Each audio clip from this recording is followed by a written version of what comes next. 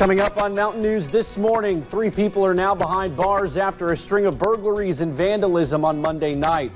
And police say that a group of burglars over the weekend in Bell County are likely connected to a wider range of crimes. Plus, a former Estill County teacher accused of failing to report inappropriate messages between her boyfriend and a student appeared in court yesterday. Dedicated to Eastern and Southern Kentucky, this is WYMT Mountain News This Morning.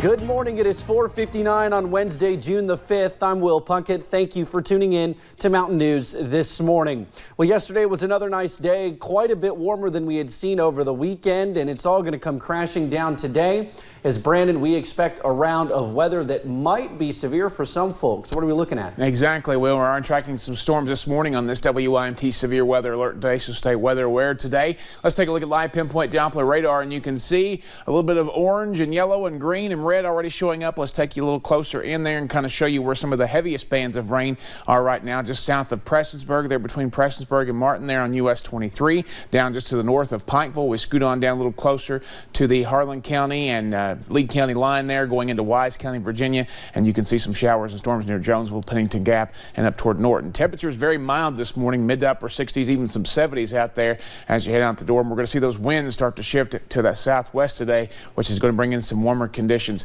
and could help fuel some of those thunderstorms. Out the door forecast, we are going to see temperatures climb into the low 80s today, but we pay a price for that, seeing those showers and storms off and on throughout the day. I'll break down the threats for you coming up here in just a few minutes. Will? Alrighty, Brandon, thank you. Well, 3 juveniles are behind bars after a string of burglaries and vandalism late Monday into early Tuesday morning.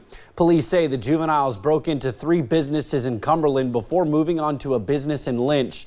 Elizabeth Hensley is the owner of one of the businesses, Heaven Bound in Cumberland. She says while in the store, the juveniles took their time damaging some of her most expensive items like drum sets, guitars, and jewelry. They also stole Hensley's iPad and card reader that she uses to take payments from customers. We live in a county where drugs are rampant, and if you're not touched by it in some way, then you've not lived here long. So I forgive them. I know Teresa forgives them. You know, I'm just grateful that, like I said, it could be worse. Now, the 3 juveniles confessed to the crimes of burglary and vandalism. We are told that some, if not all, of the items were recovered. The other businesses hit by the juveniles are Julia's Hair Salon, Poor Fork Arts and Crafts Guild, and Black Mountain Exchange. The thieves are being held in the Breathitt County Juvenile Detention Center. Several storage units were broken into over the weekend in Bell County, and police say the string of burglaries is tied to a wider range of crimes. WYMT's Hannah Reynolds talks to owners at one of the affected storage facilities. Capps storage owner Larry Capps inspects his family-owned and operated units about 3 times a day. Over the weekend, what he found has never been part of his 11-year daily routine. Capps storage was burglarized, and calling those he considers family to tell them about their belongings being stolen was devastating. I've lost my wife, I've lost a daughter within my mom and brother. It's next to the hardest thing that I've ever had to go through. On Tuesday, Michael Taylor and Proctor Jones were charged with the burglary and connected to others outside of the county. We had 14 storage units broke into in Cumberland Gap. We've got an inventory list of that.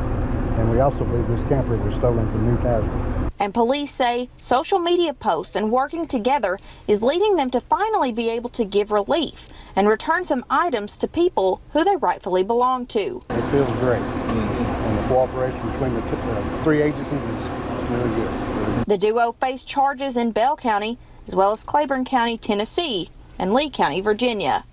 In Bell County, Hannah Reynolds, WYMT Mountain News. Taylor and Jones are being held at the Bell County Detention Center. Now, police arrested a man indicted for a 2018 robbery. A grand jury indicted Jason Sullivan last month. The indictment does not detail the location of the robbery. We are working to learn more about the charges. In a second case, Sullivan is accused of running from state police in February. In that case, he faces 17 felony charges, including fleeing or evading police. A former Estill County teacher who is accused of failing to report inappropriate messages between her boyfriend and a student pled not guilty in court on Tuesday. The former Estill County high school teacher is accused of failing to report child abuse. A KSP investigation revealed that her boyfriend, Torstein Torsensen, had contacted a student on Facebook in an attempt to have sex in 2018. Troopers say Murphy knew about the messages but did not report them to police. Yesterday, a jury started hearing testimony in a Perry County murder case. In August of last year, police say Harold Hayes killed Terry Stidham. The shooting happened on Elm Shoal Branch in the Combs community. Hayes faces murder and tampering with evidence charges. A member of the Chicago City Council is pleading not guilty to federal corruption charges. Alderman Edward Burke is accused of racketeering, bribery, and attempted extortion. Investigators also say Burke tried to shake down a fast food business seeking city remodeling permits. The city's mayor is calling on him to step down. No one can serve with integrity and legitimacy and deliver on behalf of their constituents with this kind of allegation hanging over them. And so for these reasons, I'm calling on him to resign. Bill. Burke says the indictment against him is unfounded. Well, thank you for getting your day started with us right here on Mountain News this morning. Some parts of Australia saw snow earlier this week for the first time in years. We have the details just ahead. We're watching for the potential for some strong to severe storms today, and I'll break down the main threats and the timing in about 3 minutes.